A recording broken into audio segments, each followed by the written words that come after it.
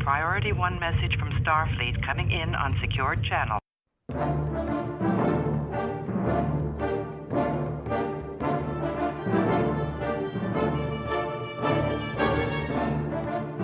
You are listening to the TrekRanks podcast, a member of the Tricorder Transmissions Podcast Network.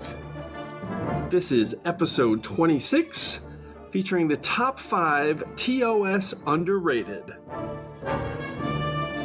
Welcome, Star Trek fans. I am Jim Moorhouse, and I am the host of the TrekRanks podcast. And tonight, I'm being joined by a bunch of very special guests. And we're going to start another series of shows here on TrekRanks. So tonight we're doing our top 5 TOS Underrated, which that doesn't necessarily mean just our top 5 underrated episodes like we normally do. So we're going to break it down a little more detail round by round, but we'll get into that a little bit later in our diagnostic cycle. And eventually we'll do one of these shows for every series. So we'll do TNG Underrated, DS9 Underrated, etc. So first, let's talk about who is joining me tonight. First up, making his long-awaited return to TrekRanks is the founder of the Tricorder Transmissions Podcast Network and my good friend, Mr. Jeff Hulit. Jeff, welcome back to the show, buddy. Been way too long.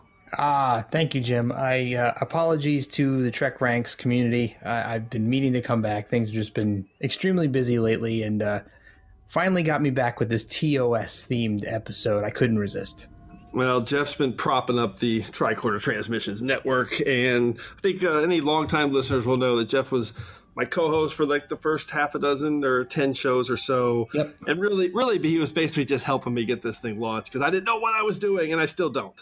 Yeah, man. We're super proud of you, man. You really hit the ground running with TrekRanks. Well, I love it. Labor of love. All right. If that wasn't enough, we've also got joining us tonight two of our very good, very talented friends from 5-Year Mission, everyone's favorite Star Trek band, Mr. Mike Rittenhouse and Mr. Andy Fark. Are you there, guys? You jerks. This is what we're going to have all night. This is what's going to happen all night. We didn't even play in that. Mike and I just shut up like we were just messing with you. Hi, guys. Fancy to be here. Hi. Mike's super excited. How long is this going to take? Listen, so we got a new album coming out April 27th, year 4. Nice. So yeah, and tonight is not only going to be about TOS Underrated, it's also going to be a celebration of 5-Year Mission, a band that you guys should totally be listening to. So we're going to get into all that. They are writing a song about every episode of Star Trek, and they are awesome. The original series. Yeah, Star Trek, the original series. No, you're going all 700. We're gonna do you want us to die, Jim? Seriously? My original plan was to do 700. Good Lord, you suck so bad. Of course it was. All right, so let's run through our quick TrekRanks recalibration so we don't waste any more time getting into tonight's awesome topic. First up, I think as regular listeners will know by now, general order number 1 here at the TrekRanks podcast is that we love Trek. And we love to rank Trek via some deep dive topics to really just get the conversation started. And literally my favorite thing to do is talk about Star Trek. So that's half the reason we even have this podcast and why it exists. So hopefully when you listen to the show, you have some fun with it. And as our good friend, the Vulcan Master, likes to remind us each week, the main driver for all of our discussion here at the TrekRanks podcast is infinite diversity.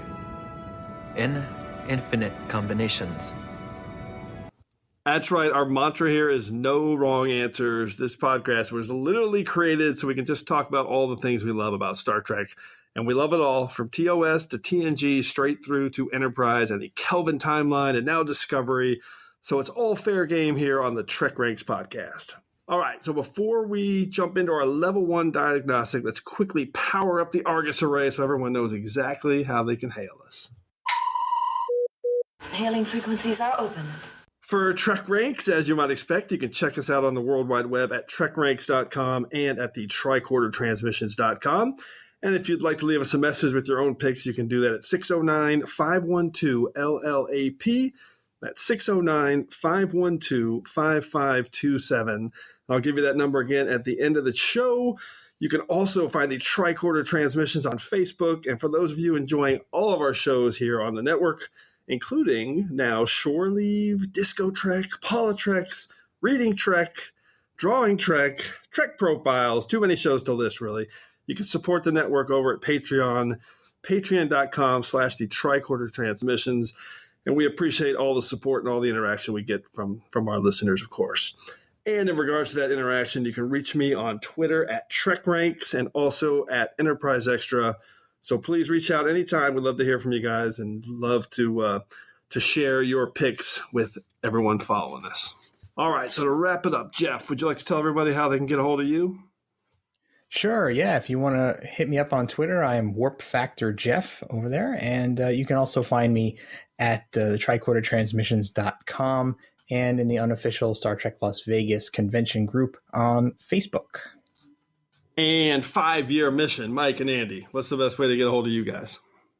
At 5, that's the number 5-year mission on Twitter and also on Instagram. And then we're also on Facebook. Just search 5, the word 5 this time around. Year mission. So confusing. Right? Because some b-holes keep on taking all their other stuff. It's perfect because now they can find you both ways. So that's right. We like both ways. I know you do. I don't know what that meant. Okay.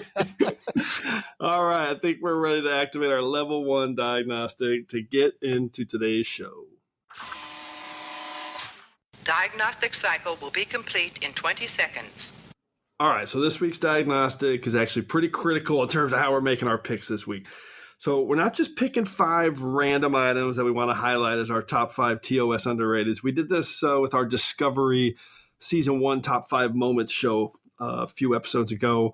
So we're going to categorize our rounds a little bit to cover more ground. And so here's how we're going to break it down. Our top 5 TOS underrated. In round 5, we're each going to pick an underrated production design element. That's something I love. I love the behind-the-scenes stuff. So it could be anything like your favorite ship or a prop or a costume or a musical score, visual effects, whatever you want to do.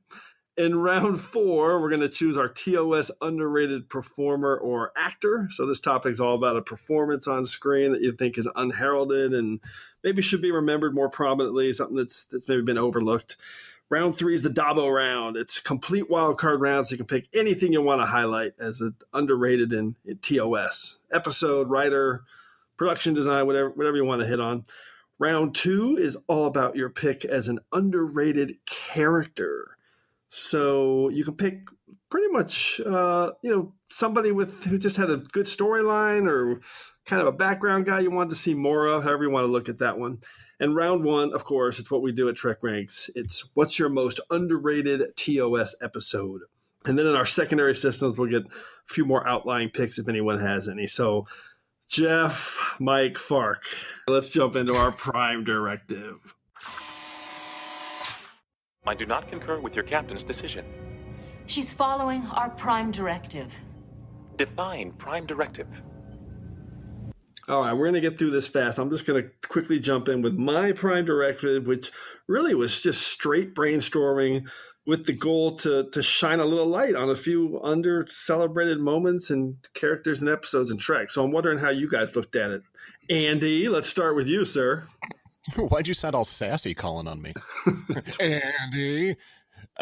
Basically, like we were discussing before we started recording, when it comes to TOS, it's really hard to think of things that are underrated because so many things are so iconic when it comes to the original series. So basically, I was just kind of going through with things that I didn't normally hear too many people discussing about, like cosplays that you don't normally see, episodes you don't really hear all that much about. And one of mine is probably going to be one of those ones where everyone's going to I'm going to have to go back and watch that. All right. Yeah, that's basically how I kind of went about it. Just basically went through and decided what I thought people should talk about more. Those are pretty much my favorite picks when people say, I want to go watch that. Mike, how about you? Kind of the same thing. Like what Andy was saying, no matter what you choose, it could be the smallest thing. Somebody out there is going to be like, that's not underrated. That's the greatest thing ever. Exactly. So, none of this stuff is truly underrated because it's Star Trek, but Basically, I just tried to think about episodes that might be lesser watched and characters that were really great that are kind of forgotten because there's so much other content that people care about. Maybe we should have called this show Unheralded instead of Underrated, but Underrated is makes it more exciting. Jeff, how about you? What anything special in how you approach this? Well, being a TOS fan, I mean, I've done so much TOS podcasting in my day, and it's always been my favorite series. I wasn't really sure how to approach this because I feel like a lot of TOS has become more underrated as time has gone on with so many new series that came out after it, and especially now with Discovery. And I love that they're going back to the Pike days in the next season, and looking forward to seeing more of that. And I don't know, I kind of just went through the list of TOS episodes and wrote down everything that stood out to me in my mind that fit all the different rounds, and just tried to boil it down as best I could. And there's just so much stuff that I wanted to include on this. It was much harder than I had initially thought. So I think my list really just calls out what I really feel are the most underrated things in my own mind after talking to other Trek fans at conventions and hearing their opinions on certain episodes and certain characters. And, so I just tried to highlight those things that I think I remember a lot of people, either trashing or just not generally liking that I absolutely loved. So that's kind of how it went. Might be defending a few picks. I like it. Absolutely. All right. I think we're ready to enter into a standard orbit and jump into the order of things. I am a Jem'Hadar. He is a Vorta. It is the order of things. All right, so just a quick reminder on how we're going to go through the order of things. First, each of us will reveal our 5-word summary and a hashtag for our selections. And after that, we'll reveal our picks for our underrated topics. And then we'll just talk about it a little bit. And at the end, we'll maybe go through a few secondary system selections for any picks that maybe just missed our list. And if we end up having any duplicate picks, make sure you listen for this sound. Those are the Defiant Torpedoes. But I'm not sure we're going to have any duplicates today. One thing I do know for sure is there's going to be a lot of people listening saying what Mike said earlier. That's not underrated. That's my favorite episode. All right, let's jump into this. Mike, we're going to start with you. So what is your number 5 pick, round 5 TOS underrated production design element? V'ger's dad is a dick. Hashtag sterilize. So, yeah. I'm referring to Nomad. Fantastic. From the Changeling. So great. And why did you pick Nomad, Mike? I chose Nomad because it's just a really cool prop, and I mean, it just looks like, to some people it might just look like a box with lights on a string, but it's pretty awesome. This is exactly why we're doing this topic. I mean, I love Nomad. It's so cool, and the way they shot it, where sometimes it's a string hanging down, and then other times it's clearly on a dolly. Right. Jim, I got to say, one of the things that's the most impressive about that episode is how well they kept Nomad so steady. Yes. In so many of those shots. That blew my mind. I mean, we all know, as TOS fans, we all know how limited that budget was back then. And man, you look at the Blu-rays and you try to detect some, swinging motion or something in that robot as it's hovering around. But man, I still to this day can't believe that they were able to pull that off so well. Yeah, it is so impressive. They must have done it when he was moving. They must have cut before it stopped, right? They must have done a quick jump cut, because there's no way they could actually. It would, if you're moving it across the room on the string, it's going to keep swinging when they stop it. So that is a great pick, and your 5 words is perfect because V'ger's dad was a dick. I mean, that guy. Totally.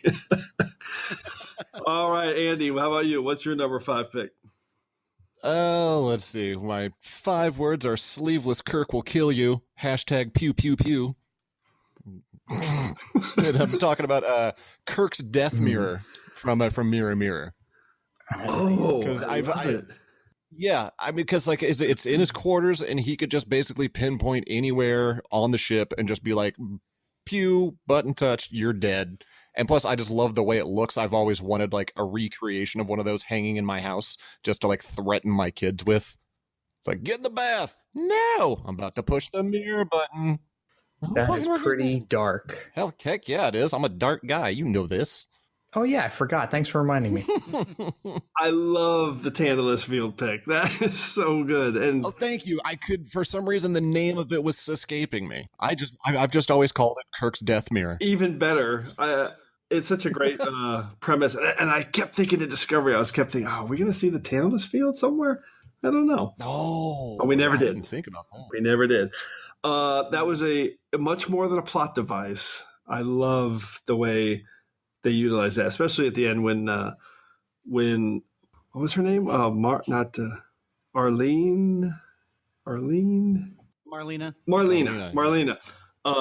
When she zaps everybody so that it's just going to be a 2-person fight at the end. Right. Everyone except Sulu. Yes. Right. Magically. Right. Yeah. That was great. Okay. Awesome pick from Mirror Mirror. Jeff, how about you? What's your number 5 pick? All right. My 5 words are twisted, abstract alien torture chamber. Hashtag damn it's dark in here. My pick is the alien laboratory set from the Empath. Ooh, okay. This is totally underrated because some people will say, "What is that?" Yeah. Well, I just mentioned before, and we all agreed that we knew the budget was really tight, especially in season 3, right? And you know, it heavily impacted the set design for these episodes. But man, what they managed to pull off with that set, as sparse as it was, I think it really set the exact mood that they were trying to achieve, like the emptiness, the isolation, the hopelessness of that set. And not only that, to pull off one of the most, I think, disturbing scenes in TOS with that extreme torture of Dr. McCoy. I mean, that was pretty friggin' dark, man. God.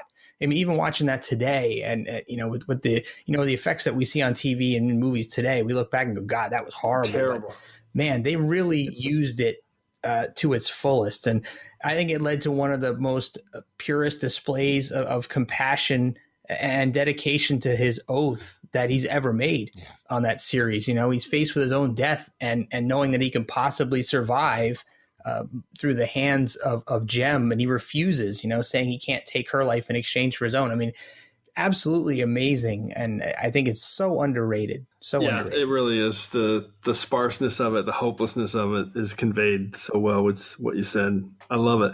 And this is, I usually do stats at the end. We already have 2 torture picks, and I'm going to go on the record and say I have a 3rd one coming up later. So a little tease for one of my picks that is a little bit similar to these, but different. So, all right. That's awesome pick. Clearly, they saved some money for the Empath on Spectre of the Gun. That's true. Right. That is the kind of wise observation that we have 5-year mission off for. Fantastic. At least they had walls. That's what I'm here for. All right. So my number 5 pick for underrated production design element is probably one that's really not that underrated, but I wanted to highlight it. And it's my 5 words in a hashtag is old school background paintings, hashtag AKA matte paintings. And of course, it's the matte paintings that you see at there's 4 major ones. I love the matte paintings. I've loved them since I was a little kid. They always just blew me away. And they just made the world of Trek so much bigger, especially when they kind of integrated them into live action scenes where Kirk was beaming down or something. So basically I'm highlighting the Rigel 7, the big castle that's so famous from the menagerie and the cage. Oh yeah. Yeah, that one's awesome. Yep. Mm-hmm. Delta Vega where no man has gone before. Amini R7 has a good cityscape from A Taste of Armageddon.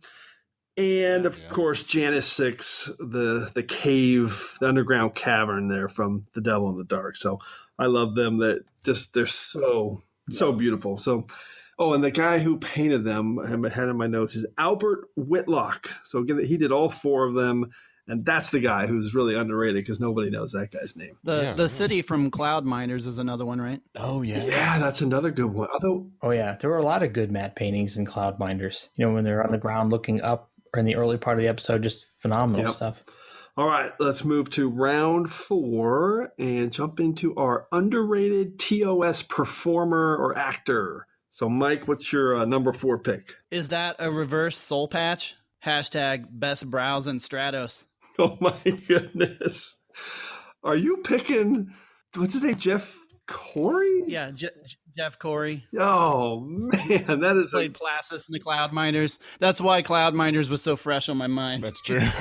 Oh, that is... He did have some amazing eyebrows. And I almost went with the dog from Enemy Within, but I decided to switch it to Jeff Corey. Jeff Corey's a legend, right? He's been in a ton of stuff. Yeah, I was looking at his IMDb list, but I mean, now, of course, it all escapes me. But yeah, he was in a ton of stuff. He was in the Westerns, True Grit, and he was in Butch Cassidy. Yeah. Butch Cassidy, yeah. Jeff Corey. All right, I love this pick. I love Placis. Guy's a jackass.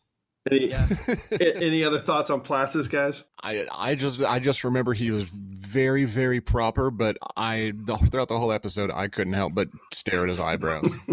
I like how well he dealt with wearing a robe backwards for the entire episode. Like he was in like a super fancy hospital. Underrated costume design, the backward robe. Totally. That's some class right there. I love it.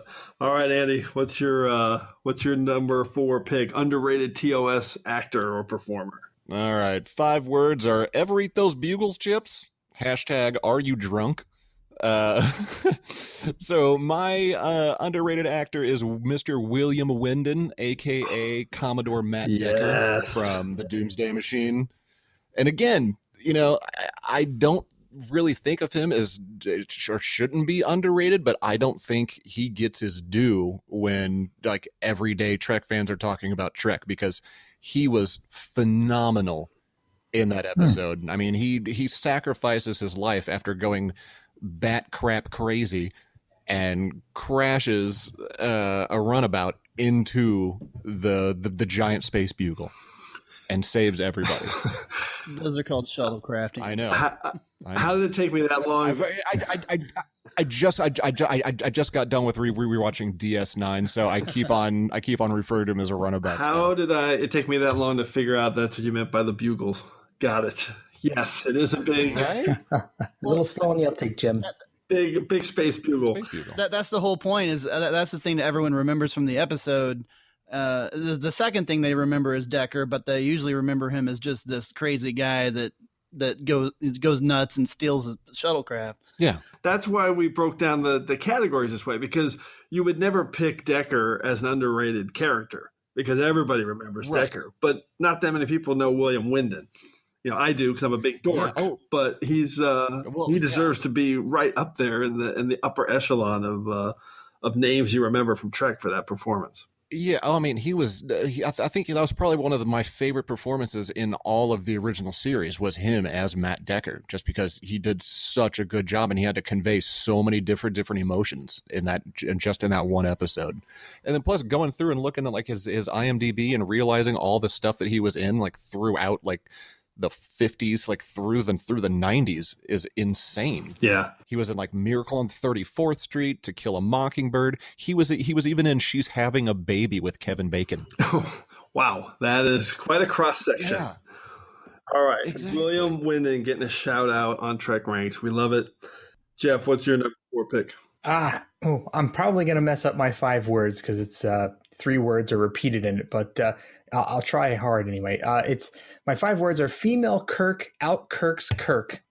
I actually did it. Hashtag Star Trek Freaky Friday. My number 4 pick is Sandra Smith as Dr. Janice Lester and Captain Kirk in Turnabout Intruder. So this is a fascinating pick. Yeah, man. I always enjoy when an actor or actress plays a character who is also in turn playing another character on TV. It's such a challenge for an actor or actress to act period, but to try to imitate someone else is even harder. So, of course, in this episode, Shatner does the same thing, and he pulls it off pretty well, but he's not underrated. Of course. I couldn't pick him. But Sandra Smith, I think, plays a fantastic revenge-bent Dr. Lester, but you can't help sympathize with her and her motives for doing what she did. But once she becomes Kirk through the body switch, she has to do her best Shatner Kirk impression. And man, I think she does it so convincingly in this episode. Yeah. She pulls off Kirk's mannerisms, his style of speech. It just seems so believable to me that she's actually, Kirk's actually in a woman's body. Even her interactions with McCoy and Spock are just absolutely spot on. I just felt like she deserved a shout out for not only is she underrated, but the episode itself, I think, is greatly underrated. Well, most people would trash this episode because of the, but I love but that's beside the point. This is why we're doing this episode, because Sandra Smith's performance, regardless of what you think of the episode, is spectacularly underrated. For sure it is. And that is Absolutely. An awesome pick. Oh, definitely. What do you guys think? Thank you, sir. Oh, I absolutely agree. I mean, that's it. Considering what a weird final episode of Star Trek, the original series, it was. Her performance that's the one thing that truly stood out to me about that episode was her performance and like pulling off the Kirk impersonation. I love whenever they're having like sometimes at conventions they'll have like a panel room where they're showing like the final episodes of every series and they show Turnabout Intruder. Oops. Wah, wah. Sorry, but it is what it is. Underappreciated. All right, so let's jump into my number 4 pick to close out this round. And we've got my 5 words in a hashtag. I am Galt, Master Thrall, hashtag, and this is Triskelion. And it's underrated actor Joseph Ruskin, who's one of my all-time favorites, by the way, outside of Trek. But he was Galt from the Gamesters of Triskelion, and the guy's amazing. He had an unbelievable career. I think most notably he was in the Twilight Zone's To Serve Man. He was the voice of the big alien. But he's also in Outer Limits, some other Twilight Zones, The Magnificent Seven. The guy's super underrated. And as Galt, I mean, holy crap, he's just so creepy. You never see his hands. He's got the glittery bald head. When he walks, he looks like he's just kind of gliding along or being pulled. And it's an awesome performance. They jack up his voice with the little electronic. So some people think it's a little campy or goofy, maybe. I do not. Those people are wrong. I love this performance. And I'm picking him as my underrated performer for TOS, but I could have just as easily picked him as the overall Trek underrated performer of all time because, so get this, he didn't appear in TNG the series, but he did appear in Insurrection. So if you count that, and you know that we do here at TrekRanks, we totally count that. Joseph Ruskin is the only actor to appear on screen in TOS, TNG, DS9, Voyager, and Enterprise, which is pretty unbelievable, all 5 series before Discovery. And to make this pick even more meta, I didn't plan this when I picked him because he was just someone that had come to me and I was going to do it. I realized that you have heard Joseph Ruskin's voice on every episode of TrekRanks, because he is the Vulcan master from Voyager that greets us with the infinite diversity in every episode. So I love that. Nice. When I realized that after I picked him, I was like, oh, that kind of fits. So what do you guys think of Joseph Ruskin as Galt? Yeah, he was the high point of the Gamesters for me. I mean, that episode, it's not amongst my favorites, but his performance is absolutely phenomenal. I like that groan, Jeff. That episode. It's top 20 at TrekRanks. I just love the campiness of it. I love it. I love the fighting. I think that episode's awesome. No, this is probably in my top, I would say 15 of TOS episodes. Awesome. So yeah, I highly agree. We're on the same page there. Can we just say that Kirk's slash marks on his chest are some of the most overrated? No, they look. Yes. It looks like real. It's scarring. It looks like legitimate scarring that would have happened over about a month. Not Do you drink whenever you watch this episode? I can come up with a good excuse for anything in Trek. All right, let's go to round 3, the Dabo round, and get started with Mike. What's your wild card pick? All right, you guys ready for this? Ready. Yep. Freaky Friday night death slot. Hashtag feminism. What? Yeah. Yep. My choice for this is Bill Shatner and Sandra Smith, and how good they are at imitating each other. Oh man! Yeah, and he even used the Freaky Friday thing in his notes. He showed me as Jeff was doing. He was like, man, that is impossible. How did that just happen? I know. That's crazy. So I mean, obviously, we don't need to discuss it much more, but. But yeah, I thought both of them were awesome. I mean, Shatner did a fantastic job at acting, not like Kirk. Yeah, I think I like that your spin on this is a little bit different from Jeff's because of the round it's in. That you are able to highlight Kirk more here because obviously Shatner's not underrated. But this episode and those two performances, as we said before, are so underrated. They really are so strong. Also, I thought, in my 5 words, I also mentioned Friday night death slot because this is the last episode and the show got canceled because it was in the Friday night death slot. Yeah. Oh yeah. And also, when I was looking back at this episode to prepare for this, I was checking out Kirk's hair, and his hair got really cool in the 3rd season. Yes, it did. You guys notice that? Like it just got slightly shaggier. Wavier. It just looked good. Yeah, cut that makeup budget. Yeah. I am speechless that we had 2 Sandra Smith shout outs on Trek Underrated. I love it. That's amazing. Fantastic. And also Freaky Friday. And 2 Freaky Friday mentions. All right, Andy, what is your Dabo round pick? Round 3. I went with an underrated scene. Ooh. And that is the final scene of May That Be Your Last Battlefield. My 5 words are: keep on running, Goofy Beale. Hashtag Ministry of Silly Runs. All right. Wait. So you're picking the run through the hallways with all the stock footage, and they're just basically killing time with like the burning cities in the back, like over top of the film, and they're just running through the halls. But especially the way that Beale runs is the funniest thing I have ever seen. I could watch that on a loop for a good hour and just keep on giggling. We'll make a great looping GIF. All right, now see that. Now anybody listening, this is your homework. Go back and watch probably the last 3 minutes of the episode. May That Be Your Last Battlefield, and watch Beale in particular running through the halls. He doesn't pump his arms. He keeps them in front of his chest and just kind of moves them up and down, and it's the funniest thing in the world. What a pick. And it is hilarious, as is this pick. I cannot stop laughing. Anybody else want to comment on the awesome time-filling edit of 2 half white, half black men running through the halls of the Enterprise? Black on the right and white on the left. No. Always cracked me up, that running scene. Always. What was that? What was that, Mike? We're arguing over which side we're on here. So great. All right, let's. Light on the fantastic pick, Fark. That is why we're doing this episode.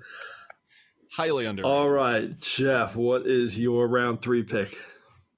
Jim, I have to thank you for being the architect of the Dabo round because there was a performance that I really wanted to include as my number 4 pick, but I couldn't exclude Sandra Smith as my number 4, so it was really killing me. This was like my hardest choice in this whole episode. So my 4th round pick is actually going to be my 3rd round pick with a little bit of a twist, and my 5 words are: a dish best served gassy, and my hashtag is Captain Tiberius Ahab. It is Shatner's performance in Obsession. Oh, right. Yeah, I think for all intents and purposes, this is Captain Kirk's Captain Ahab episode. And I think Shatner just really nails the captain hell-bent on revenge bit. I mean, almost gives Decker a run for his money, but not quite. It's close. Shatner does, I think, an impressive job dialing up his agitation level as the episode goes on, and as Kirk becomes more and more unhinged and wanting to kill that gas cloud and risking the crew and his own life in the process. I mean, comparing his performance to other high tension Kirk episodes, like The Enemy Within and Mirror Mirror, with the Mirror Kirk being so over the top. I think this episode, compared to those episodes, really points out the more nuanced and controlled performance that Shatner gives here. And I think this episode showcases Shatner's real acting skill. I mean, I know people love to lampoon Shatner's acting, but watching this, it's hard to deny, I think, that the guy's got some serious acting chops. That's another awesome pick and an underrated episode for sure. Who knows? Maybe. Oh, big time. Maybe big time. I love that episode. It's such a deep performance. That's how I always think of it, because you learn a lot about his backstory and the way he's thinking. Mm-hmm. And I think it's one of those continuity episodes where it helps kind of inform all the rest of Kirk. So yeah, totally essential episode on our original mission. Oh, I like that. How about Mike and Andy? What do you guys think? Yeah, that's actually that's probably also in my top 15 TOS episodes, just because, I mean, you get to see Kirk in just such a manic state, and like nobody can like talk any sense to him whatsoever, and he's just laser focused on just, you know, obliterating this gas cloud, and it's just amazing. Yeah. It's amazing performance. I really like, and it's so contrary for Kirk too. Sorry, Mike. Oh no, absolutely it is. I really like the song by 5 Year Mission. Oh yeah. Oh, I was going to say that. You cut me off. It's also a great 5 Year Mission song by that's Noah, right? Noah Butler. That's right. Yep. Okay. All right. Let's close out round 3 with my number 3 pick. I teased it a little bit before. My 5 words in a hashtag is what kind of gives it away. Dr. Corey hanging on a wall. Hashtag always freaks me out. And it's basically from Whom Gods Destroy. At the opening of Whom Gods Destroy, it's a scene when Dr. Corey's given Kirk and Spock a tour of the Elba 2 insane asylum, or the facility for criminals, and they walk around the corner, and in the background, Dr. Corey is hanging on a wall, and it is, I don't know why, that scene always stuck with me. I always thought it was really underrated. It's creepy as hell. And the way they shot it, where it's like he's standing there, it's just really tricky camera work. And it just, I don't know. It gave me nightmares when I was a kid.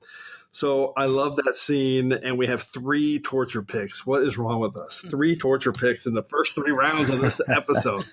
We're dark. Any comments on Dr. Corey hanging on a wall in Whom Gods Destroy? I mean, what else can you really say, honestly? I mean, seriously, because I mean, that's just a weird, creepy scene. And for the 60s, I mean, that's just something to, like, I'm sure a lot of parents are like, no, we're not watching this. The fact that it stayed with you for so long made such an impact, I think, speaks volumes. Yeah, for me, it did. All right, let's move on to round 2.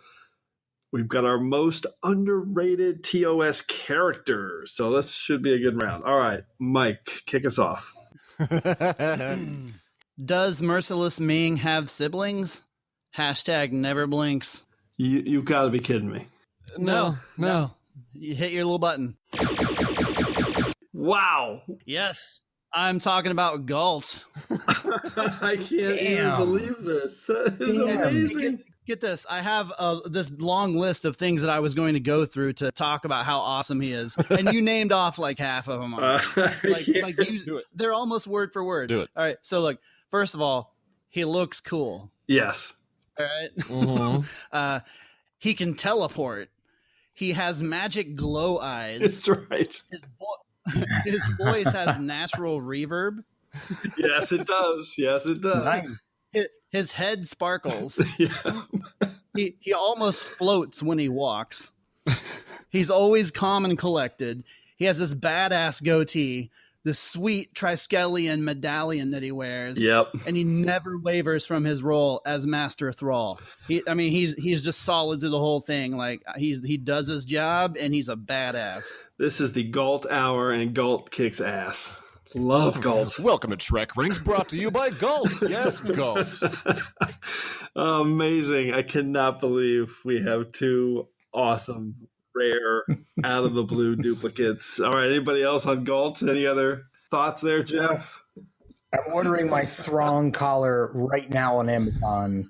It's on sale and Prime shipping. I just love that deadpan stare in his eyes that never changes. Ever. So good. His always looking straight ahead. Yeah, it's an amazing performance, amazing character. Love that we both have it. Amazing. All right, Andy, what's your number 2 pick? Number 2 underrated character. Let's see. No ice cream for you. Hashtag Are you drunk? Yeah, I reused a hashtag just because it's great.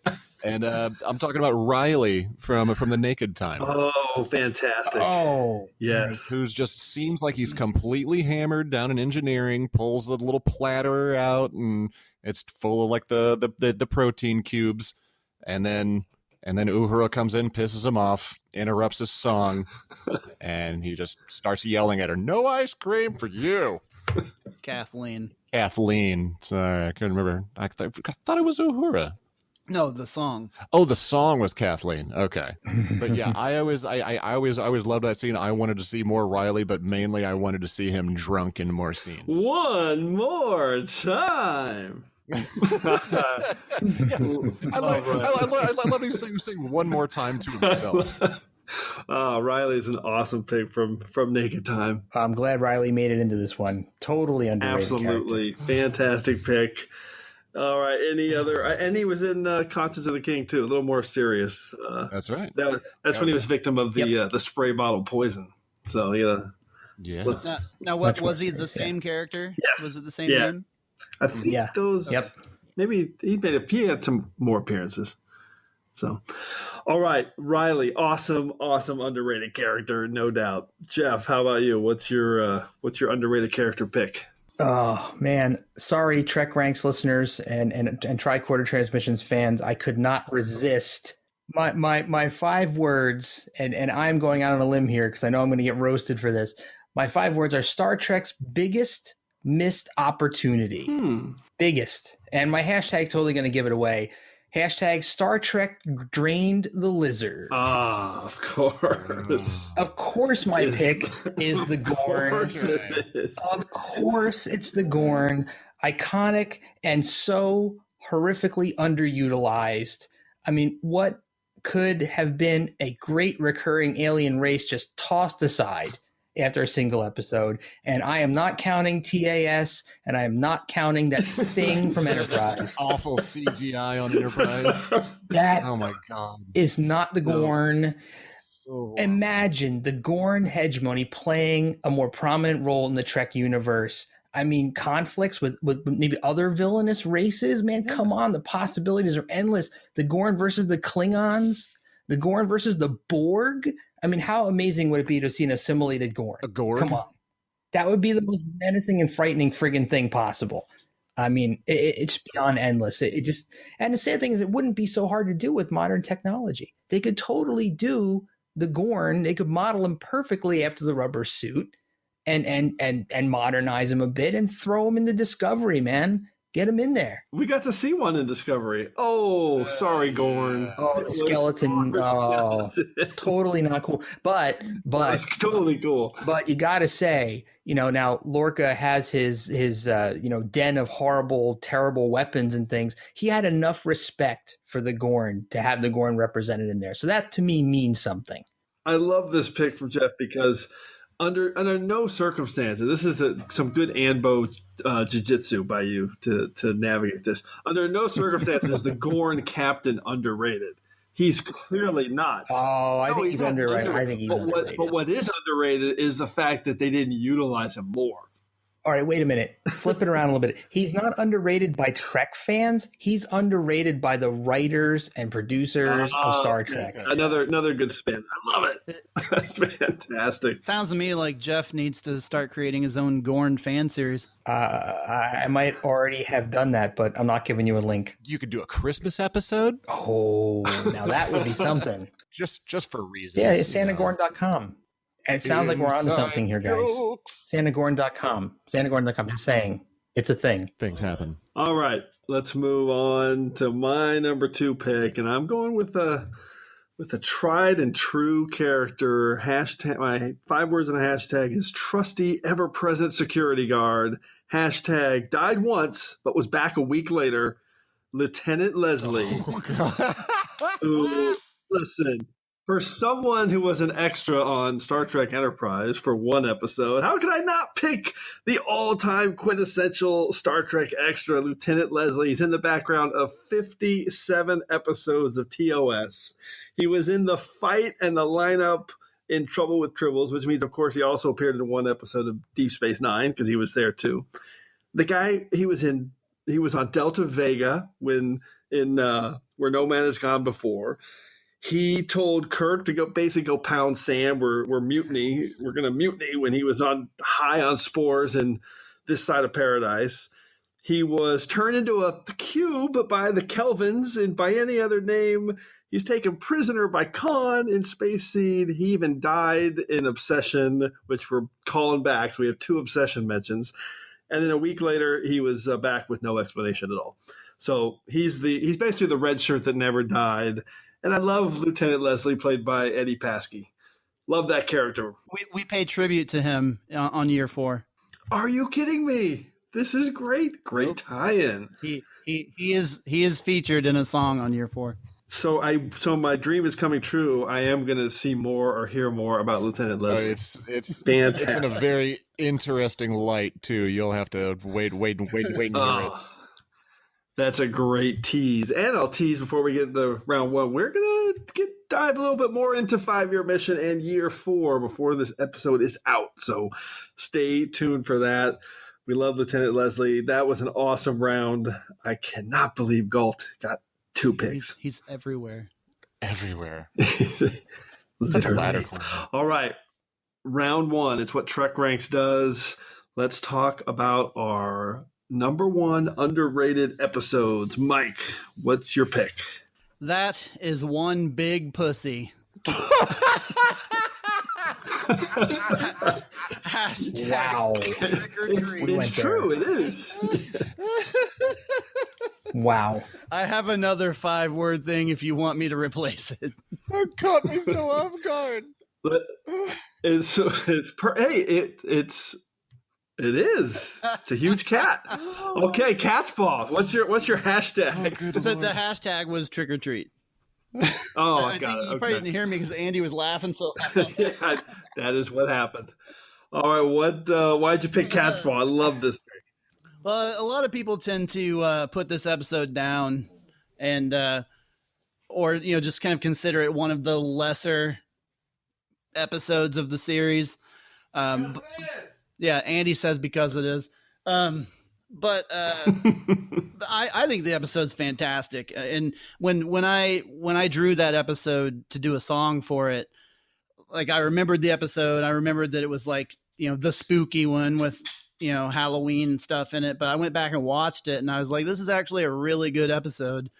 And it kind of irritated me a little bit when we were working on year 3 and Patrick had been watching the series.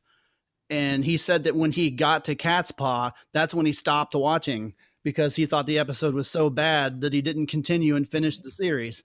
And I'm like, no, that episode's awesome. So just like with Galt, I have a long list of things that are awesome about Cat's Paw. Rattle them off. Let's hear them. There's death and curses. There's fog with ghosts. Witch ghosts. I don't know which ghosts. There's a haunted castle with trapdoors, a dungeon with skeletons, a spooky black cat.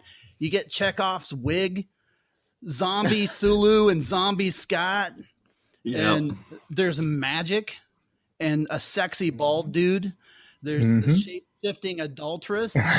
And then there's the bald dude and the adulteress, Sylvia and Korob, they have this love triangle with Kirk.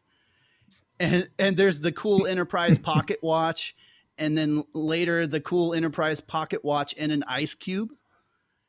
The episode Yes. has voodoo in it. Yes, yes. It has Kirk seducing an alien woman, because you never get that. And also what this episode has is something that's pretty rare, is there's a fight between Kirk and Bones. I mean, how often in the show did they really get into like a brawl with each other? I like that. And then immediately following that, Kirk and Sulu. Like he fights both of them in the same scene. Also, there's puppets. Yeah, pipe cleaner aliens. and there's also all of Sylvia's outfits, all of which look like they were designed for clowns, and the designer was tripping on really bad acid. Especially the third one. It was with the big, like curly fro wig. Yeah. Yes. You forgot about the Enterprise hanging over the fire, which was fantastic. And I mean, I mentioned the Enterprise on an ice cube. Yes. Yeah, but she holds it over the fire and it makes it hot. That's awesome. Like that's some voodoo right there, man. And let's just talk briefly about the pipe. Those pipe cleaner puppets are the creepiest freaking thing in Oh my Star Trek. God. They give me nightmares. So we are. Oh, okay. And before we get off this, my number 2 all-time favorite 5-year mission song is Cat's Paw. Written by Mr. Mike Rittenhouse. It is unbelievable, people. Go find this song. Nice. It's phenomenal. It'll tug at your heartstrings when you hear Karab singing about his love for Sylvia and the fact that she's betrayed him for Kirk. It's really, really fantastic song, Mike. Awesome job. And it made me appreciate this episode even more, which is what 5-year mission does. So now, Jim, real quick, just as an aside here, real quick, are any of my songs at least in your top 10? Your song is in my honorable mention 11 to 20. Your Trouble with Tribble song. You go to hell, sir. That's pretty good. Damn. Go to hell. Andy's an honorable mention. Wait. Go straight to It's hell. pretty high. Let me continue this discussion. How many Mike Rittenhouse songs are in your top 10? Let's not go there. I think it might be 4 or 5, but the top 3 are all Mike Rittenhouse songs, if I'm being honest. Yeah, they are. But let's say let me say this, Fark. The number 1 video of all time from 5-year mission is definitely Fark. 5 Farks on Trouble with Tribbles. People Google it, find this video. I don't know how you guys put that thing together. That was really, really good. It looks professional. It looks professional. Magic, fog. Okay, puppets. let's move on. We're going to do some more 5-year mission talk later. Number 1 pick, your top underrated episode. Andy, what do you got? 5 words in a hashtag are black on right or left. Hashtag alt-white. And of course, Ooh, getting political. I know. I couldn't resist that hashtag though, because it works so well on this one. So yeah, of course, talking about "Let That Be Your Last Battlefield," because I've seen it cosplayed a bunch of times, and the Sharonians, was that race? Because I know they were from planet Sharon, so I'm just guessing at this point. Yeah, I'm trying to think if I don't know. Sharonites, whatever. Sharonites, sure. But this episode I've always loved, just because whenever I'm trying to tell anybody that hasn't really watched the original series, it's that it was way ahead of its time politically. I mean, sometimes it was a little subtle, sometimes it was a little heavy-handed. This one kind of towed the line on that one. It was a very fine line that it was walking between being super heavy-handed and being kind of, a little like, racism? Get it? So, yeah. I really loved it, because it's one of those ones that I recommend as like a good standalone episode. And I loved it. And plus, you get that whole scene that I talked about earlier in the episode with Beale's awesome running. Let's please talk about Beale running through the halls more. That's class. I mean, this episode is under. It's well known and it's I don't know if it's popular, but it's well known. But I think a lot of people think it's campy and too on the nose. Exactly. But it really is a deep episode that works and hits almost at every level. Yeah, I mean, and again, for the 60s, it was they were tackling a topic that like not very many shows were going to tackle. And then it was also in a nice roundabout sort of way because, hey, Exactly. it's racism in space. So they can kind of get away with it. Yeah.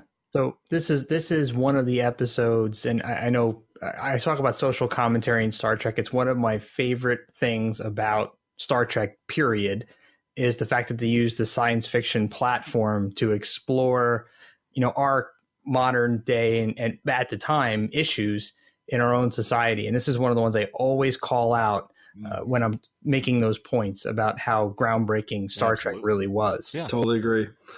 All right, Jeff, how about you? What's your number two? What's your number one pick? Andy, I know you're a sensitive bastard, so plug your ears.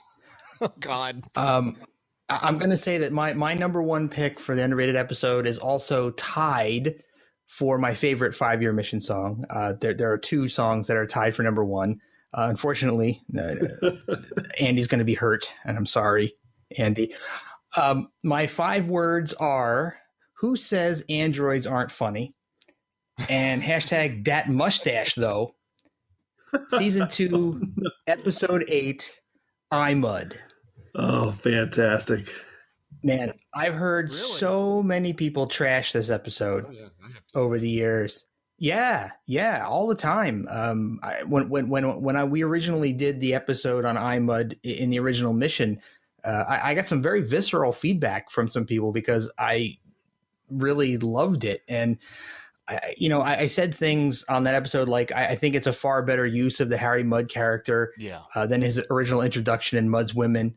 I think it's a much better representation of him. I mean, there's always been that comedic aspect of Mudd, and I thought the Mudd's Women was just it's kind of a tacky concept. I mean, I know that it tackled some issues, but man, it's a tough one for me to watch, and I think I Mud is a far superior Harry Mudd episode. I mean, it's got a lot of other great things in it too, like near sentient androids. It's got a great Kirk leadership moment in it. There's a really big moral dilemma for Uhura, who also gets to play a much bigger role in this episode than she normally gets to play in TOS. And it's got a lot of great doses of levity in it. It just seems like the perfect balance of sci-fi and comedy and moral choices. I mean, the sequence where the Enterprise crew are talking the androids to death is just classic Star Trek to me. It's got that great comedic ending with Mudd getting his ultimate comeuppance with 500 copies of his wife to torment him.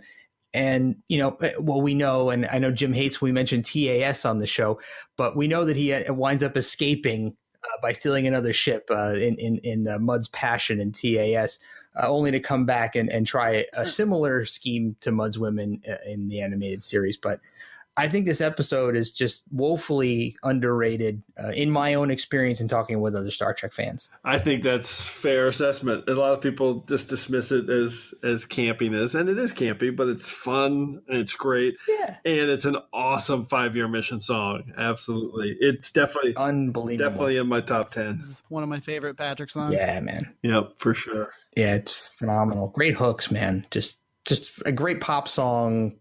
And whether you're a Star Trek fan or not, just a fantastic friggin' pop song. So let's close it out with my number one pick. And I'm going to start this off. It's not quite, but it's close. Because it got a serious mention earlier in the show. And so I'm going to highlight it right now. 5 words and a hashtag are Xenite gas make not smart. Hashtag stratosphere more relevant today than ever. And for me, it's the Cloudminders season 3, episode 19, right at the end of the TOS run, and kind of gets lumped into that season 3 bucket where everyone says season 3 is not great. Savage Curtain. I love the Savage Curtain. I almost picked that one too. But I would say this. The Cloudminders is a great episode of Star Trek, totally underrated, and it really is. It has everything. It's one of those. I mean, we talk about the Star Trek morality plays. This is like the top of the charts. It's not only dealing with the classism and the racism, which is again more relevant today than ever. But when I rewatched this, because I was thinking about this was in my wheelhouse to pick. when I rewatched it this week, I realized they also have this, and I can't even believe I'm saying this, but this prescient science versus people who don't believe in science argument that was happening in this episode, and how that's... I've never heard of this argument. How is that even potentially relevant today? But somehow it is, because we have these people who just want to be purposefully ignorant. And so I love it all. The art culture versus the troglodytes. I really love the final scene where Kirk locks himself into the cave with Vana and Placis, and proves to them, that by breathing the gas. So I love this episode, and I'm gonna say a bonus underrated is Vana the troglodyte is probably my all-time number one underrated TOS beauty, because she was amazing. So I can see that. I love this episode. What do you guys think? Mike, didn't you just watch this episode today? Actually, for Neil Carpenter, he asked me today what episode I was referring to on Facebook. It's this one. I went to watch a little bit of it to remember some stuff about Jeff Corey. Oh yeah. I watched it, but then I was only going to watch like 5 or 10 minutes. I ended up watching the whole episode because it's so good. It really is so good. It is. It's a great episode. It kind of gets forgotten when you mention it, or people kind of think it's hokey because of the Cloud City or whatever. But I feel like it's seriously underrated. Well, you got a lot of episodes right before it, like Lights of Zetar, that right. You can't, you're just like, oh, we're done. There's nothing else in this series. I shouldn't even keep going. And I'll close it by saying there's a fantastic Spock quote that, again, is more relevant today than ever, where he's basically saying to Droxine, or challenging her, he says, all the little things you and I understand and expect from life, such as equality, kindness, justice.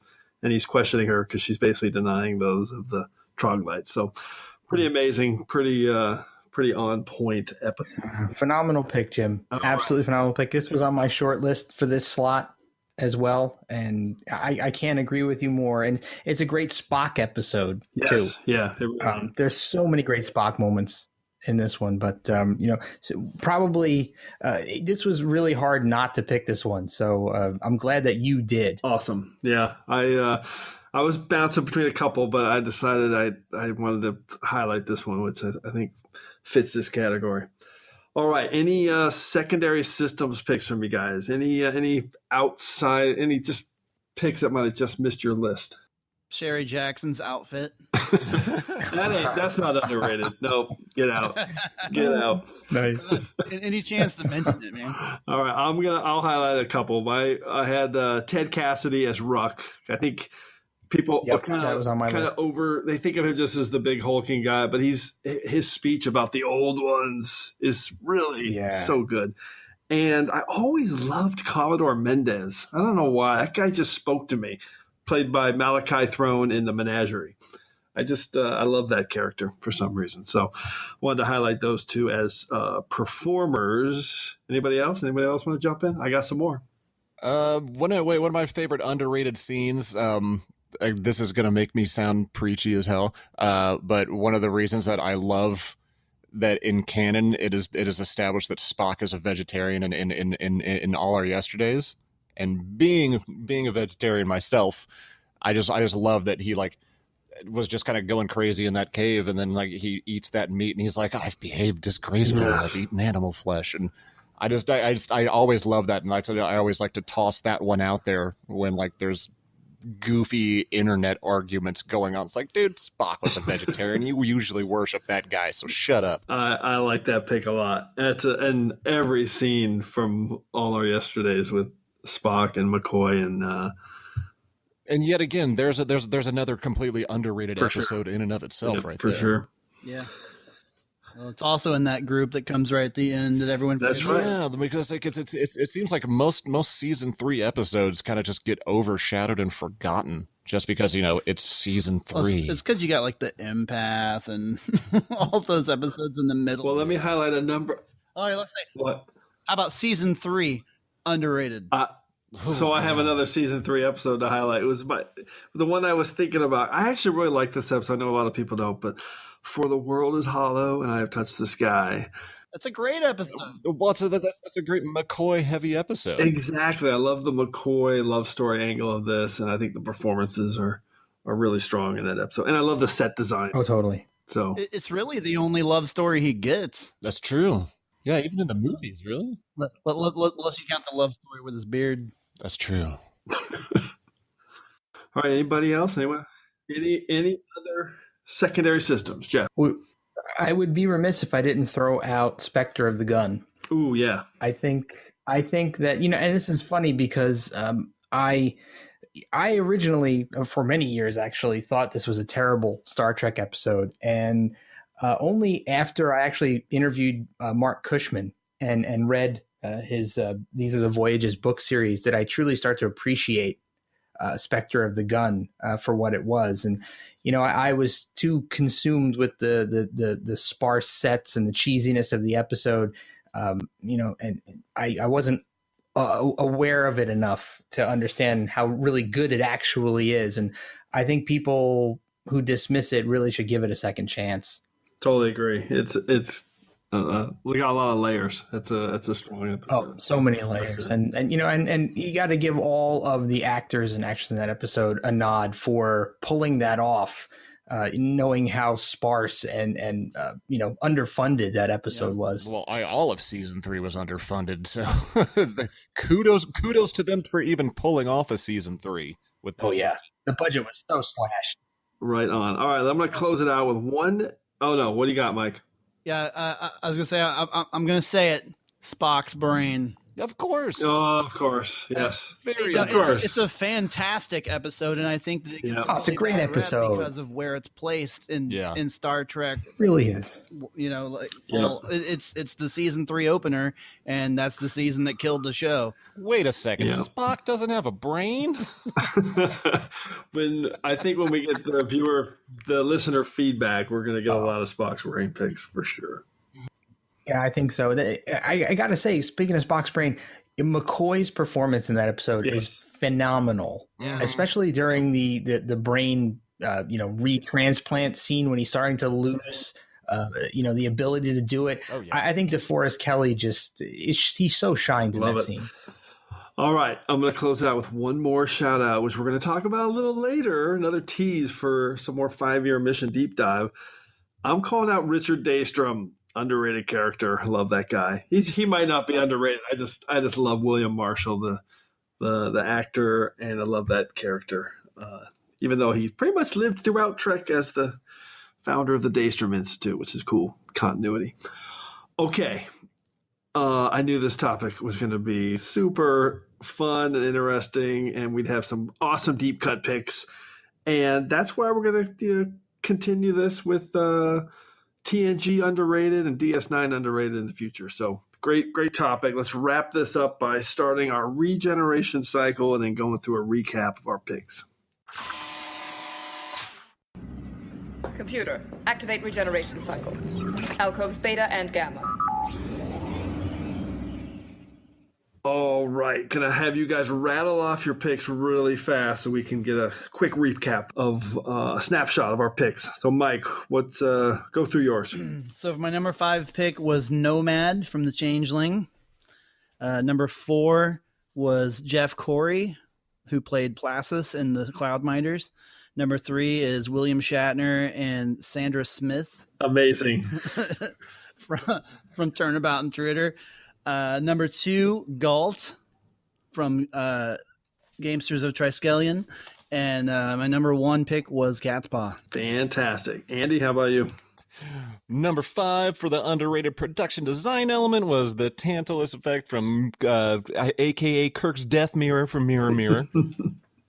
Number 4, underrated actor, I had William Wyndham, who we all know played Matt Decker in The Doomsday Machine. Number 3, underrated scene. Of course, it's Beale's goofy run from the end of the episode, Let That Be Your Last Battlefield. Number 2, underrated character was Riley from The Naked Time. And number 1 underrated episode, Let That Be Your Last Battlefield. Spectacular list. Jeff, run through yours. All right, number 5 was the alien laboratory set from The Empath. Number 4 was Sandra Smith as Dr. Janice Lester and Captain Kirk in Turnabout Intruder.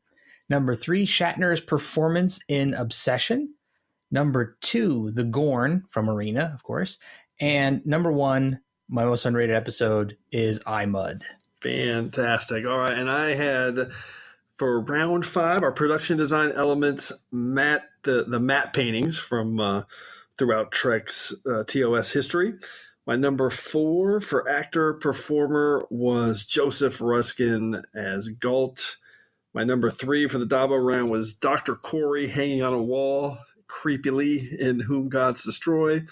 My number 2 for underrated character was Lieutenant Leslie from 57 different episodes of TOS. And my number 1 underrated episode was the Cloudminders from season 3. So let's run through a few stats here. So we had 2 robots. That's pretty good. The Changeling and I, Mud. I like that. 3 torture episodes. And we had 3 shout outs to the Cloudminders, 2 for Gamesters and 2 for Turnabout Intruder, which is amazing. We had pretty much basically 3 duplicates, which is unheard of for a topic like this. And I'm going to count these up right now. 1, 2, 3, 4, 5, 6, 7, 8, 9 mentions, picks that were pretty much season 3. So a lot of season 3 love on this episode of TOS Underrated. All right, so thanks, guys. And as we do every week, we've once again entered a temporal causality loop. The Enterprise has been caught up in a temporal causality loop, and I suspect that something similar may have happened to you. But this week's temporal causality loop is going to be a bit different because I want to take full advantage of having a 5-year mission here in the house on the eve of their release of year 4. So this week we're stuck in the causality loop, and the only way to get out is to have 5 questions with 5-year mission. So that's what we're going to do. We're going to break it out, and we're going to grill these guys with a few fun questions, which I know you guys are going to love. So let me just reset again here. So one of the main reasons I timed this episode to be released around the time of this 5-year release is because not only I knew these guys would have a good deep cut knowledge of TOS Underrated, and yes, the 5-year mission is obviously underrated, but the main point is that when these guys are doing these songs, they're cutting into these amazing, finding these cool little nuggets, or maybe it's a huge in your face nugget about every episode and writing a Star Trek song about it. These guys, they'll literally make you appreciate Trek in ways, more ways than you already do. So, I mean, trust me, if you're listening to a show called TrekRanks, there's a decent chance you've watched the original series over and over again. And I'm telling you, when you hear their songs, it makes you think about the episodes in new and different ways. And it's just been really exciting for me to get to know these guys and listen to their music for the last, 5, 6, 7 years now. So, and, one more thing, just to be clear, these guys, this is not a parody band we're talking about. These guys are super talented musicians. These songs are extremely original and clever. And if you love indie rock or alternative music or really any kind of live local music, give this band a listen. Go to 5yearmission.net. I can't say it enough. Just go get year 1. Trust me, you'll listen to it. You will be hooked.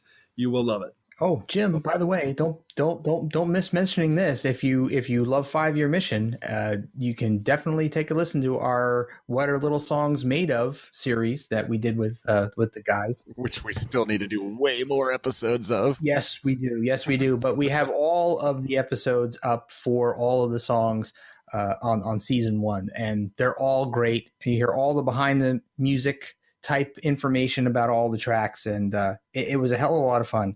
And I'm looking forward to doing more of those with you guys. Those interviews are great. I still have all of my notes for year 2. Nice. Yes. Nice. We're going to have to use those. I'm waiting. We need to do it. I was actually going to mention that, Jeff, so I'm so glad you jumped in. I was going to close with that. But Another fantastic show. What are little songs made of? On here on the Tricorder Transmissions Podcast Network. Okay, so you guys ready for this? I think this is going to allow, listeners to get, whether you're a fan of 5 Year Mission, maybe get a little deeper into your psyche, which might be a scary thing for some of you guys, especially me. It'll also allow newcomers to get a feel for what you guys do. So here we go. Question 5. Dum, dum, dum. What is your favorite song that you guys have done for what you would probably describe as not a good episode? Like the Mike and I's reaction was it's a tough one. The same. I'm going to go with Friday's Child. I've never been a fan of the episode Friday's Child, but I think Chris really knocked it out of the park with that song. I mean, I'm not normally into ballads as much, but his vocal performance on that song alone is just phenomenal. And I always like to show off like that last crazy note that he holds out. Yeah. Which whenever I'm singing along to it, I always like to change the lyrics because it kind of sounds like he's saying James McAvoy. So when I'm singing along, James McAvoy. A little insight into that note.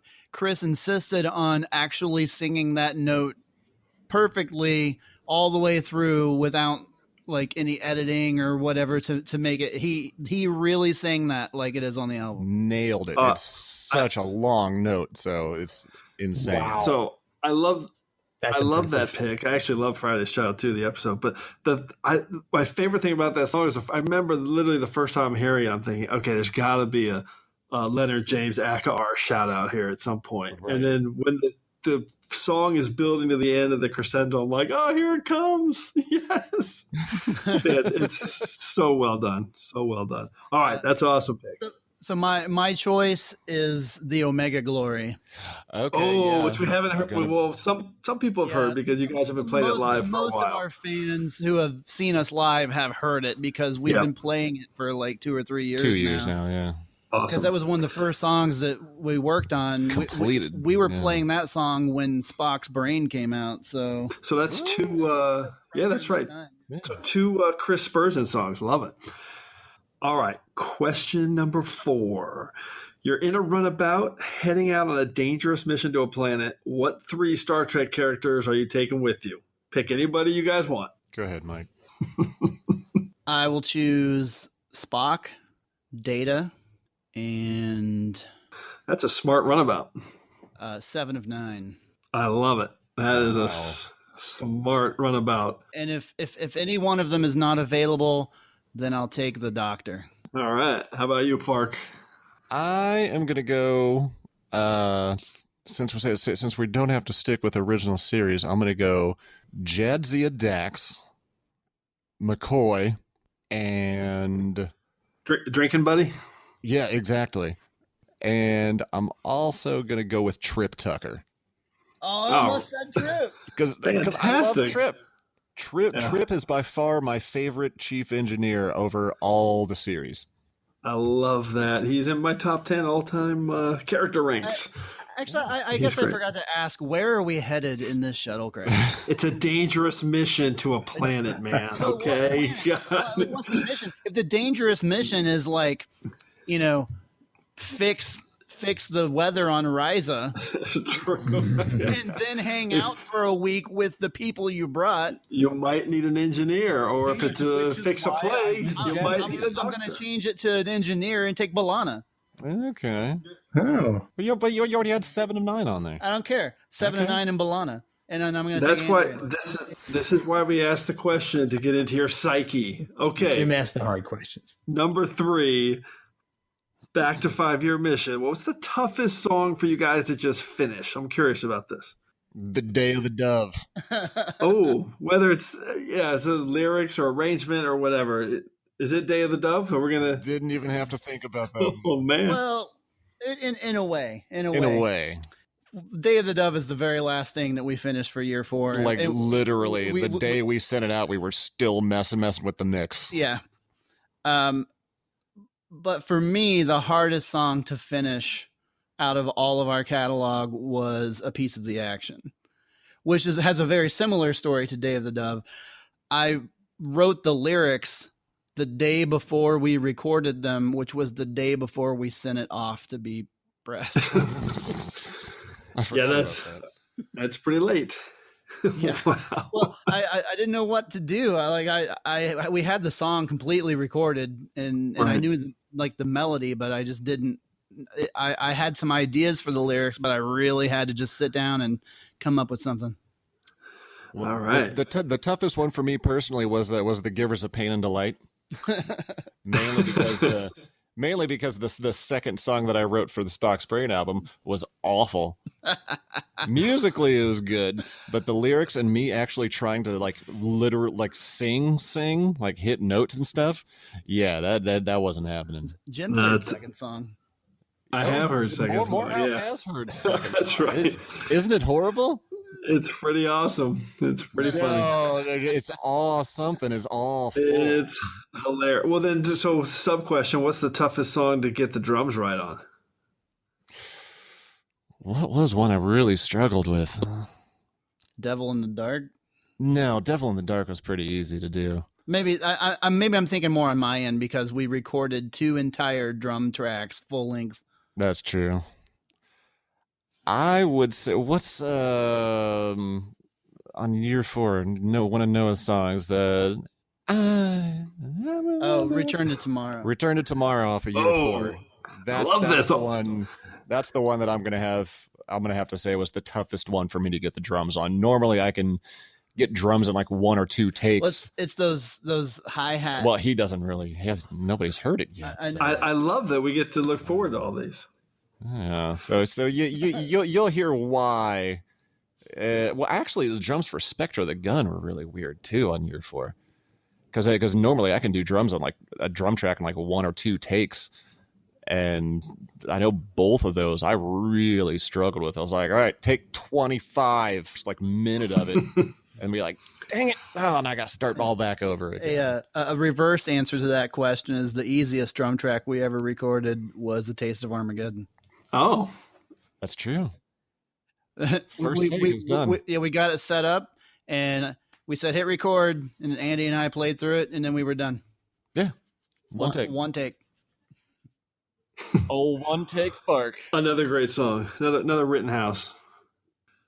All right, question number 2. If you guys could play one show, what venue would you pick? Quarks, Vicks, Sandrines, or the 602 Club in Enterprise? I'm going to go with Quarks because it just seemed way rowdier. Vicks was a little... I would feel out of place. Makes sense. At Vicks. Oh, definitely out of place at Vicks. I mean, that'd be like us going to a jazz club and being like, hey, we're going to be...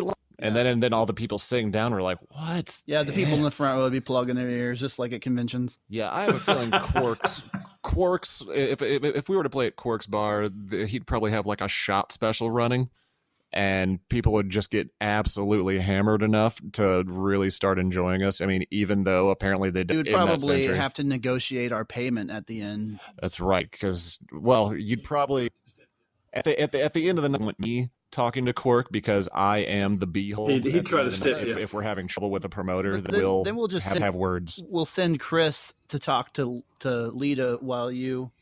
That's right, because he's the handsome one. While you distract Quark, and she'll talk Rom into paying us. Oh, you guys were great. You should come back again. Andy, you do it. Andy, please tell me you guys have a keyboard. A great story from STLV's past. Lending Max Grudenchik your keyboard. All right, because this is TrekRanks, the number one question, of course, is what's your favorite five-year mission song that you guys have done? Or if that's too tough, what's the song that, really resonated with you and really maybe continues to do so? Wow. Favorite. That's really hard. It's TrekRanks, man.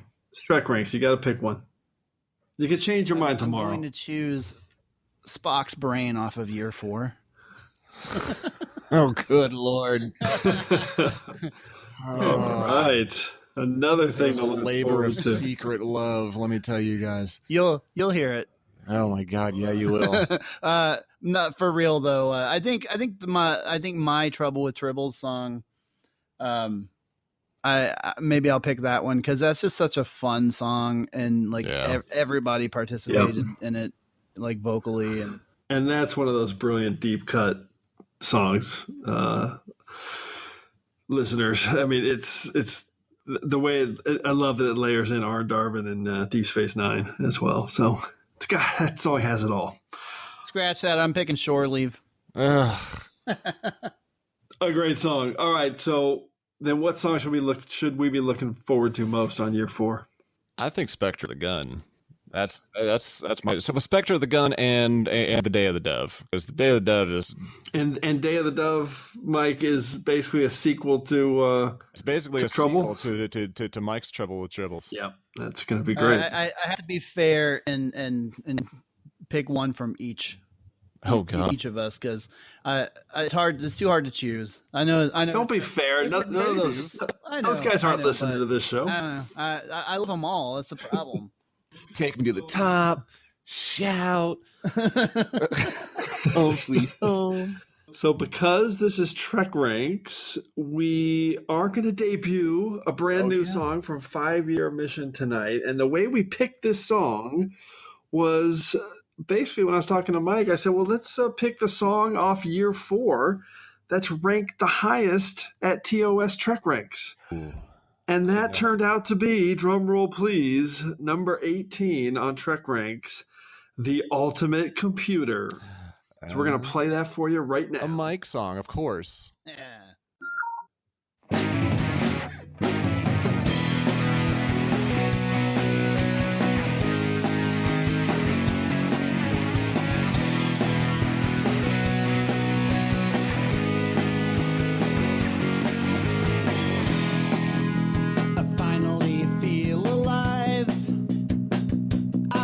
Turned on, the darkness is gone.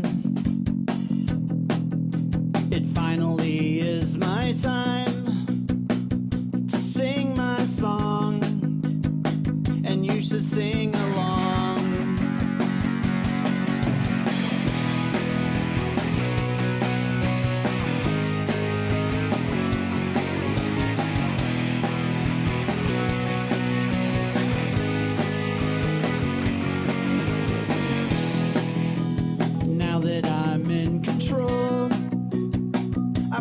To be smart and not screw this up.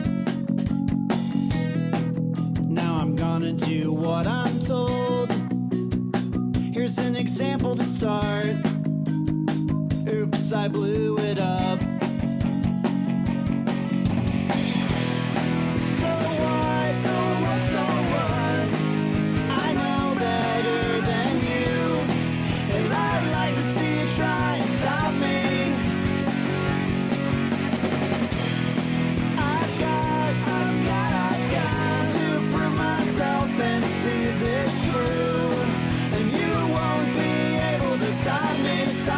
Stop me. Now you're only getting in my way.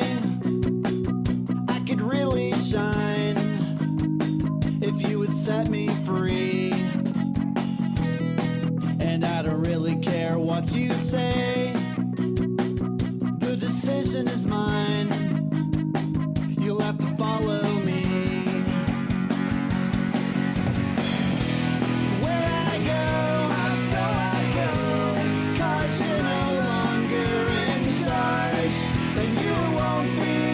Stop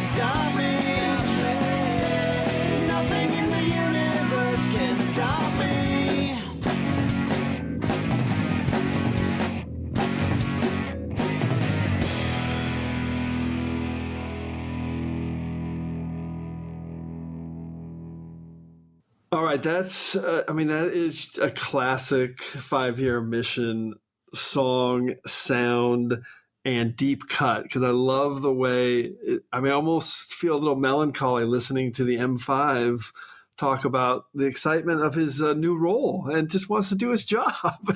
Is that I guess that's the angle you were looking for, Mike? Yeah, pretty much. I thought we're always writing songs from characters' perspective or just about the episode in general.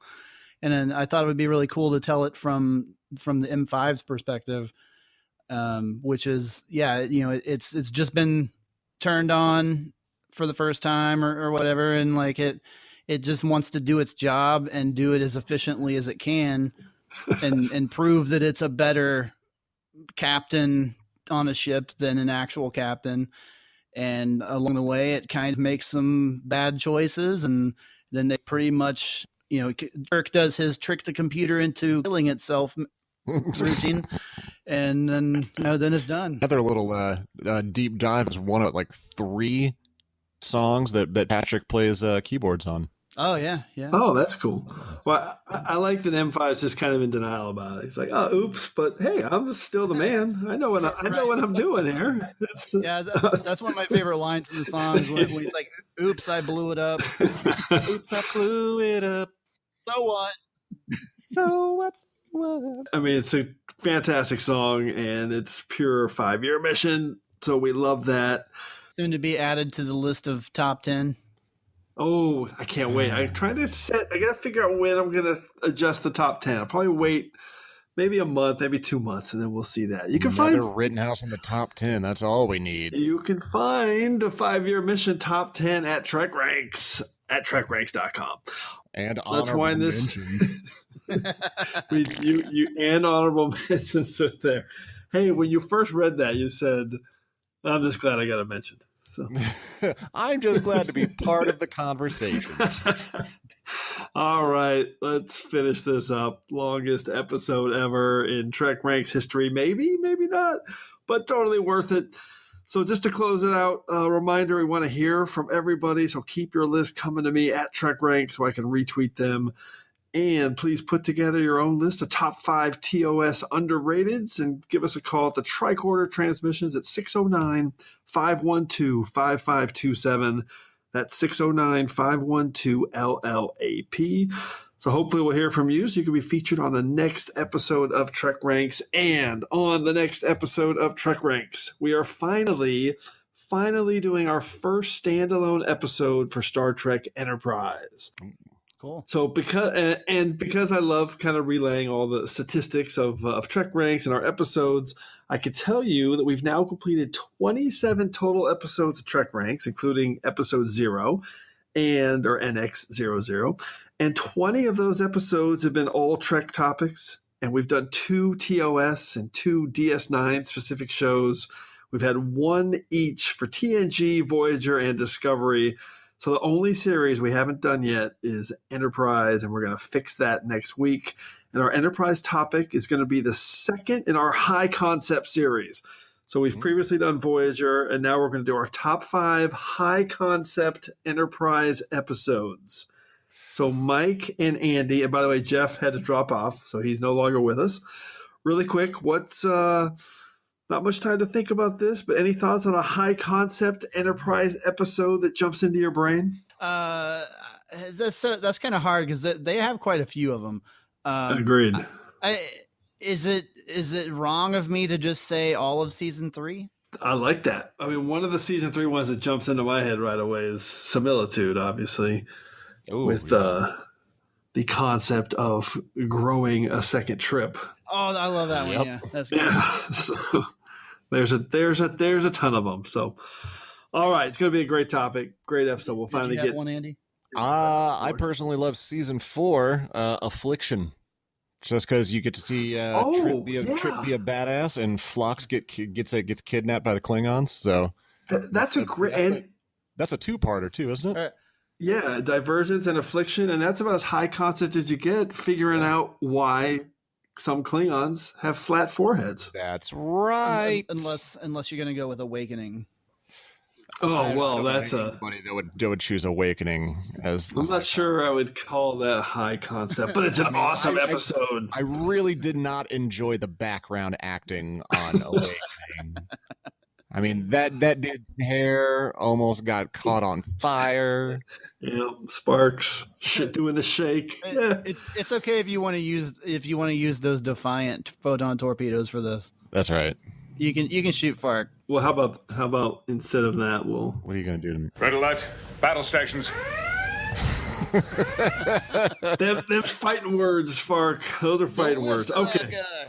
All right, let's wrap this thing up. So a huge thanks to Mike Rittenhouse and Andy Fark of the band 5 Year Mission, and of course to Jeff, who was with us earlier, the founder of the Tricorder Transmissions Podcast Network. So awesome show, guys. I mean, can't say enough. So glad to have you on. I'll be able to talk some 5 Year Mission. Hope you guys had a good time. Always. Thanks for having us on. Make sure next time you're in Chicago on business, let us know a few months ahead of time. We'll set something up in Indianapolis and you can rent a car again and drive down and see us. And don't forget, April 27th, Year 4 is now available. Go download it at 5yearmission.net. These guys are awesome, and I said it before. I'm going to say it again. I'm going to keep harping on it because it's my show and I can do it. These guys will add to your enjoyment of the original series in Star Trek. These songs are fantastic. So thanks, guys. Really appreciate it. And just want to thank everyone for engaging with us here on episode 26 of the TrekRanks podcast. As always, I want to close by saying I'm looking forward to standing with you again here in this place where I belong. I can see you will all prove invaluable here. I am Gold, Master Thrall of the planet Triskelion. I have been sent to welcome you.